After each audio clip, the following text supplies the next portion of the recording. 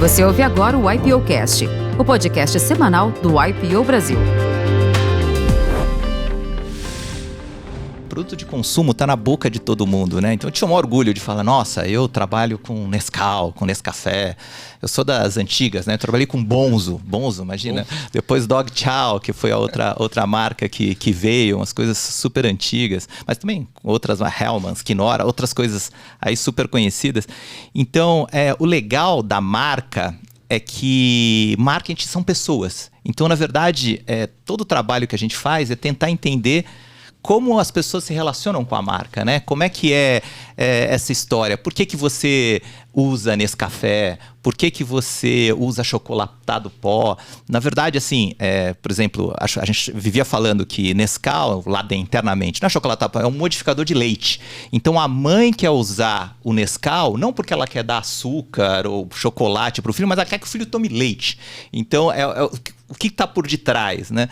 Na época da Purina, por exemplo, hoje o mercado de ração é super desenvolvido, naquela época a penetração era muito mais baixa. E a gente precisava, porque quem come é o cachorro, mas quem compra é a dona do cachorro. Então a gente precisava ver como é que ela ia achar aquilo lá legal. Então ela estava acostumada a dar comida caseira e a gente começou a fazer ração com multipartículas, multicores, porque isso parecia a comida caseira. Então foi uma época que tinha muita ração colorida, esse tipo de coisa, que eu lembro, bons ossinhos, bons vegetais, que aí dava clique na cabeça dela e ela começava a comprar. E com tudo, né? Assim, qualquer produto de consumo é isso. Você tem que entender pessoas. E aí, esse lado que eu vi que sempre foi a minha vida. O que eu gosto são de pessoas. Por acaso, trabalhei em marketing, por acaso, trabalhei em vendas, que aí é uma dinâmica também bastante diferente, né? Em vendas, você tem aquele sentimento de time. Parece realmente uma competição, um jogo, né? Tá todo mundo no mesmo barco, né? Em marketing, as coisas são mais passadas, porque a dinâmica é diferente, né? As pessoas trabalham de uma forma um pouquinho mais individualizado, né? Cada um no seu quadrado. Então, mas no final são pessoas. E isso é a parte que sempre me encantou. E como a gente se surpreende, né, com a jornada de compra e venda das coisas. Eu me lembro de ter conhecido uma pessoa, o Newton. A gente trabalhou juntos numa empresa chamada Bematec, que é fundada por um IPO também. Tá. E ele tinha trabalhado no mercado de balanças.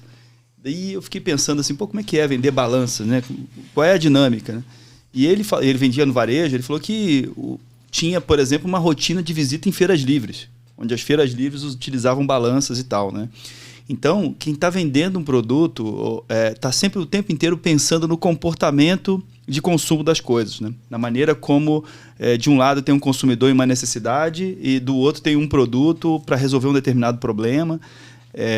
Eu também acho esse mercado um mercado muito interessante, sobretudo porque ele precisa estudar, ser muito bem estudado antes de ser praticado, né? Não dá para sair sem planejamento, não dá para sair sem se preparar. Você precisa de preparo.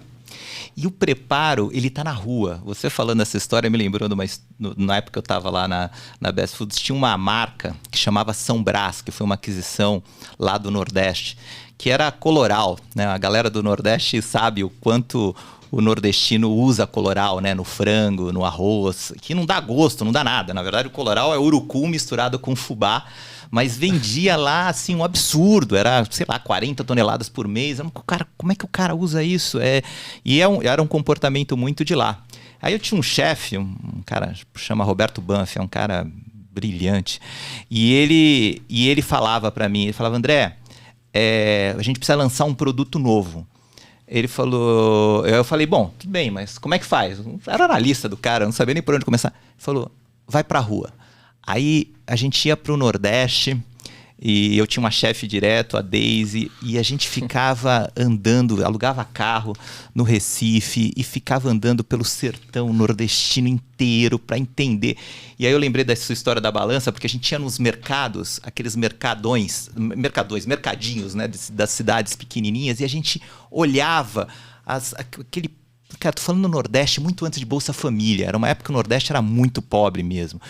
E a gente ia lá e olhava a consumidora, né, a dona de casa comprando Coloral, e aí você via o mesmo cara que vendia o Coloral, ele pegava sal, cominho e mais alguma coisa que eu nem lembro, misturava, colocava num saquinho e dava para ela. Eu falei, já sei o produto, tá aí. Ela já fez o produto. Né? Então, o kit tá aí. Aí a gente pegou, fez essa mistura e, putz, logicamente deu certo, porque não teve invenção, não teve nada. Né? E eu tinha, esse chefe, ele falava, André, não mude o comportamento, não mude a cultura. Pega o que o cara já faz. Copia e faz igual, cara. Assim, tipo, não tem muito segredo. Então, o bom cara que acaba se dando bem é o que tem a capacidade de juntar as coisas. Não deixe de escutar os outros episódios do YPOcast, disponível em todas as plataformas de streaming.